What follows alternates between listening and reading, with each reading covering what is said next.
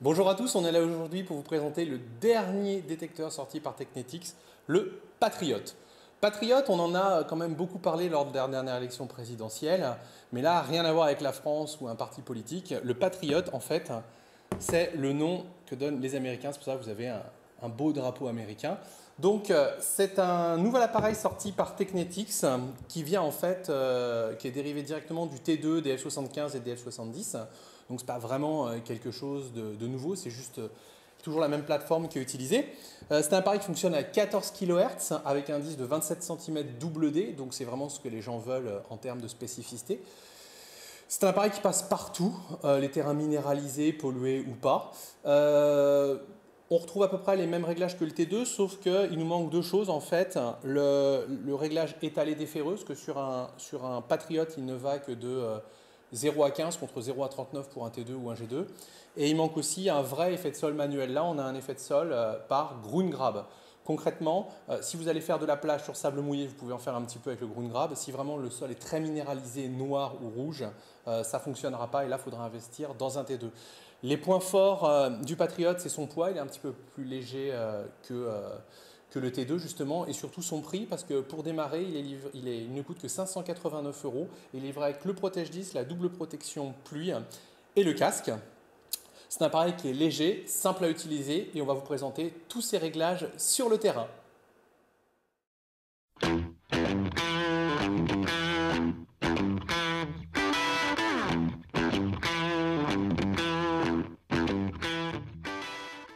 On va vous montrer maintenant les réglages du Patriot sur le terrain. Pour cela, on a disposé trois cibles, un ferreux, c'est-à-dire quelque chose de très bas au niveau de la conductivité, une petite bague en or, quelque chose avec une conductivité moyenne, et bien sûr la traditionnelle 10 centimes Napoléon qui a une très forte conductivité.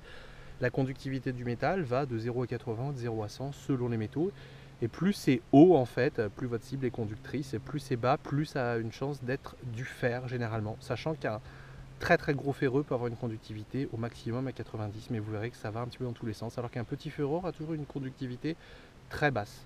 Donc on va vous montrer ce que ça donne sur les réglages. Alors, le Patriot est en fait comme est bâti sur la même architecture que les T2 et la F75, donc il s'allume ici.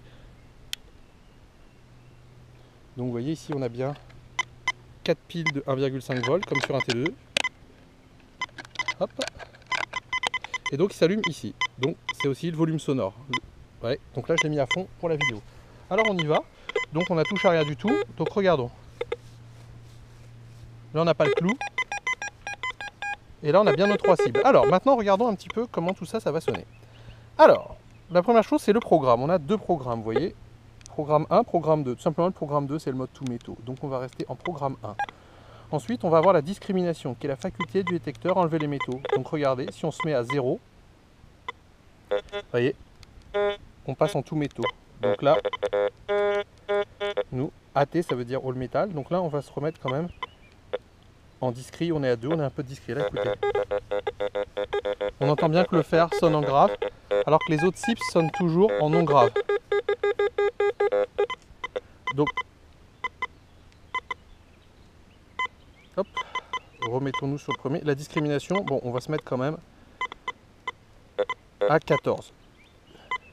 Si on se met au-delà, par exemple, mettons-nous à 25. Donc on enlève sans problème le fer. On a toujours notre pièce là, par contre, regardez.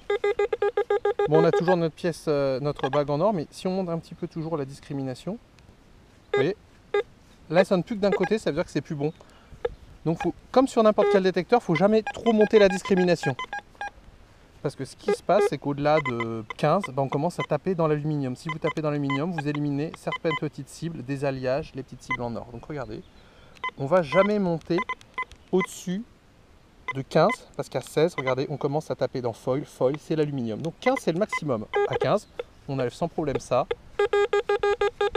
On a la petite cible conductrice et l'autre l'aigu. Alors, ensuite, qu'est-ce qu'il va falloir regarder? Deuxième chose, c'est speed. On y reviendra après. Sensitivité, c'est la puissance. Vous voyez que là, on est à 99. L'appareil est légèrement instable parce qu'on a la caméra à côté qui le trouble. Donc, on va baisser un petit peu la puissance. On l'avait mis à fond. Pour le test, un 75, ce sera très bien. Ça ne gênera pas la caméra. Oui, on n'a pas à le faire. Pas de souci. Donc, c'est la puissance de l'appareil. Donc, pour commencer, on peut se mettre à 75, même à 95 si on n'avait pas la caméra, il n'y aurait pas de souci. Ensuite, ce que je voulais vous montrer comme réglage intéressant, c'est Speed. En fait, Speed, on a deux modes. SL, ça veut dire slow, c'est lent. Ou on a DE, c'est le mode normal, par défaut. Par défaut, l'appareil est réactif, vous voyez. On va vite. Ça, c'est pour un terrain qui est pollué, par exemple. C'est à peu près. Mais quelquefois, vous vous baladez dans des terrains où il y a très peu de cibles, dans une forêt, par exemple, ou dans une prairie, il n'y a pas grand-chose. Donc là, ce qu'on peut faire, ou même à la plage, il y a beaucoup moins de cibles. Donc ce qu'on fait, c'est qu'on va dire à l'appareil, tout simplement, je voudrais que tu sois moins réactif, donc tu ailles plus lentement, mais que tu ailles plus profond. Donc mets-toi en slow, SL, vous voyez. Et là, il faut aller balayer beaucoup plus doucement. L'appareil sera moins réactif. Alors regardez, ça va être flagrant, vous voyez, en slow, vous voyez, j'ai à peu près ma cible ici. Là, je ne vais pas bouger, je vais repasser en rapide. Vous allez voir, hop, je repasse en rapide.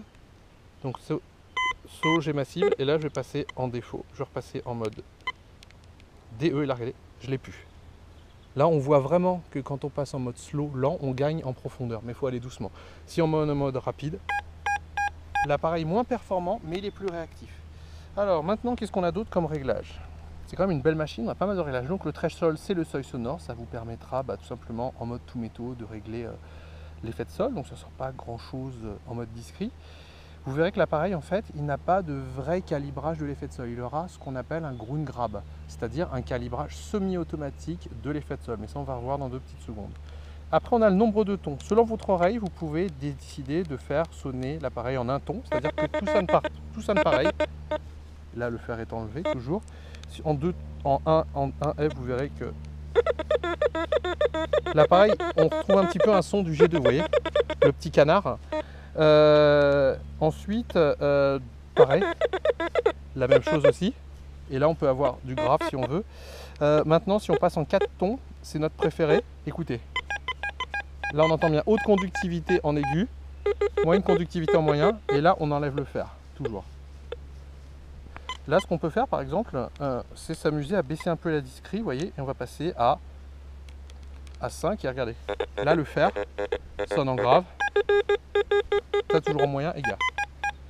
L'avantage de mettre une discrete basse et faire sonner le fer en grave, c'est que si vous êtes sur un terrain où il y a eu de la vie, par exemple, une toiture qui s'est effondrée avec des clous, si vous discriminez, vous n'entendrez jamais les petits graves. Alors que vous passez sur un terrain, vous entendez ça, alors qu'il n'y avait rien du tout, vous dites « Ah, il y a eu des clous, il y a eu de la vie, il y a peut-être eu un feu, de la minéralisation », ça veut dire que c'est un endroit où il y a des gens qui sont passés, il y a peut-être des choses à trouver.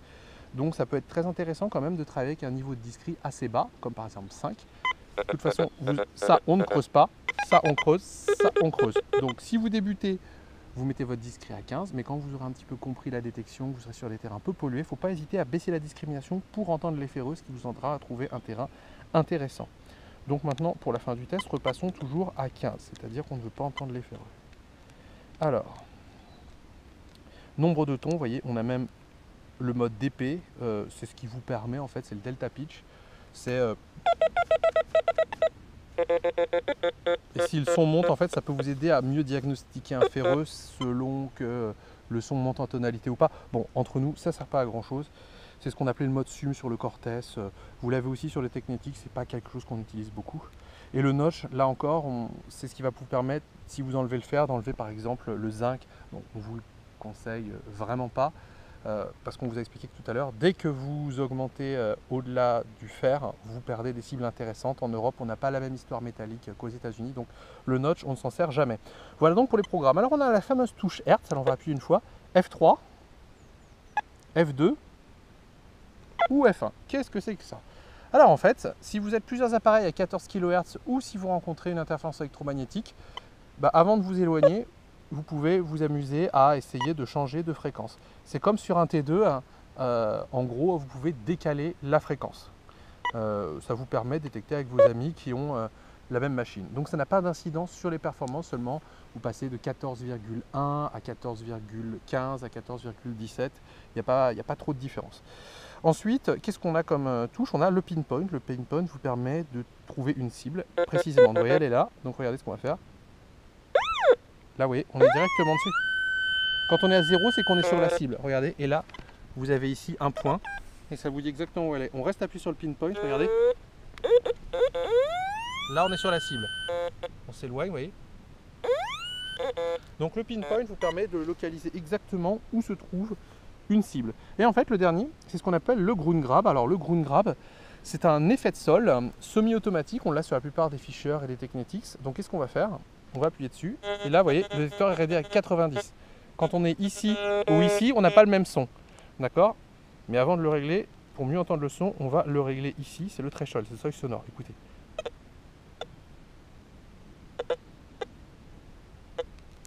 Alors, on est donc passé en ground grab.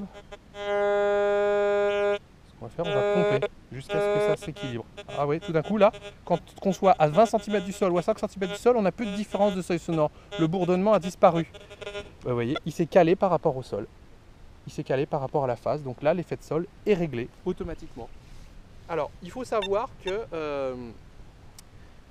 tout simplement, le Patriot, c'est un appareil qui va passer partout. Il va passer à la plage sur sable jaune mouillé, mais dès que vous aurez du sable noir mouillé, ça ne passera pas parce que vous n'avez pas la possibilité, comme sur un S75 ou un T2, de régler manuellement l'effet de sol en dessous d'une phase de 400. Sur les terrains très minéralisés, vous êtes obligé de le faire à la main. Là, avec celui-là, on ne peut pas le faire. C'est pour ça qu'un T2 ou un 75 reste plus perfectionné qu'un Patriot. C'est tout simplement parce qu'on a vraiment un vrai réglage d'effet de sol qui va de 0 à 100% de la phase. Alors que sur un Patriot, on va pouvoir le faire de 40% à 100%. Donc c'est un appareil qui va passer un petit peu sur sable mouillé jaune, pas de souci. Mais dès que vous serez sur des sables très minéralisés, noirs, mouillés à la plage, des terrains très difficiles, malheureusement le Patriot aura beaucoup de mal. Donc là on a vraiment un effet de sol semi-automatique mais pas vraiment manuel. Donc voilà pour la présentation des réglages du Technetics Patriot.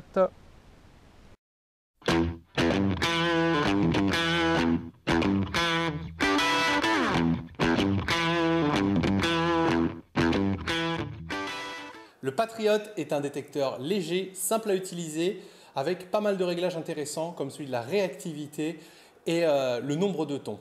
On peut utiliser plusieurs modes de détection. Son petit défaut restera en fait sa discrete du fer un peu moins précise que celle d'un T2 et le manque d'un vrai réglage d'effet de sol manuel qui l'empêche de détecter à la plage sur sable noir, contrairement au T2. Le T2 a lui aussi un réglage du fer de 0 à 39. Le T2 est plus précis, c'est ce qui justifie en fait un écart de prix de 50 à 100 euros et le fait aussi que le T2 classique passe sur la plage. Au-delà de ça, T2, Patriot, Patriot, T2, ce sont des appareils équivalents. Au niveau des performances, on peut voir qu'un T2 et un Patriot ont la même chose. Ils vont de 32,5 cm sur une 10 cm Napo, 27,5 sur un double tournoi, une 5 Fork 14 mm petit module 17,5 cm, un 12e DQ 27 cm, un potin 20 cm, un UMU 10 cm. C'est la même chose. Seul le T2 UPG ira plus profond en fait. Mais entre un T2 classique et un Patriot, on a la même chose. Certains nous expliquent qu'ils préfèrent la canne du Patriot parce qu'en fait elle est un petit peu plus légère. Nous on préfère celle du T2 parce qu'elle est plus simple à prendre en main.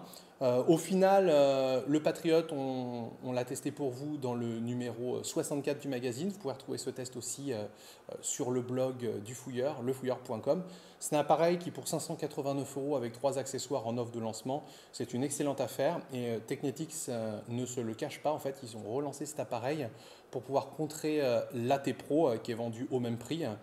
Et en fait, quand vous comparez l'AT Pro et le Technetics Patriot, en fait, l'AT Pro il a le gros avantage de pouvoir être entièrement étanche à 3 mètres, mais si vous n'allez pas plonger avec votre détecteur, acheter un AT Pro a quand même peu d'intérêt parce que le Technetics Patriot aura des sons beaucoup plus nets, il sera plus réactif, on pourra régler aussi la réactivité, c'est beaucoup plus agréable à utiliser, c'est beaucoup plus léger, mieux équilibré. Le disque en plus est étanche, le boîtier n'est pas étanche, mais le disque est étanche. Il y a de nombreux disques en option, on peut mettre un casque sans fil. Non, franchement, entre un AT Pro et un Patriot, à moins que vous vouliez faire de la plongée, le Patriot est vraiment pas mal. Il y a déjà plusieurs vidéos anglaises qui tournent et qui montrent la même chose. Nous aussi, on va faire un petit test dans quelques temps. Donc le Patriot, c'est pas mal du tout. C'est pas non plus une révolution, mais à 589 €, c'est un détecteur qui vous comblera. Voilà pour le test, on espère qu'il vous aura satisfait. A plus!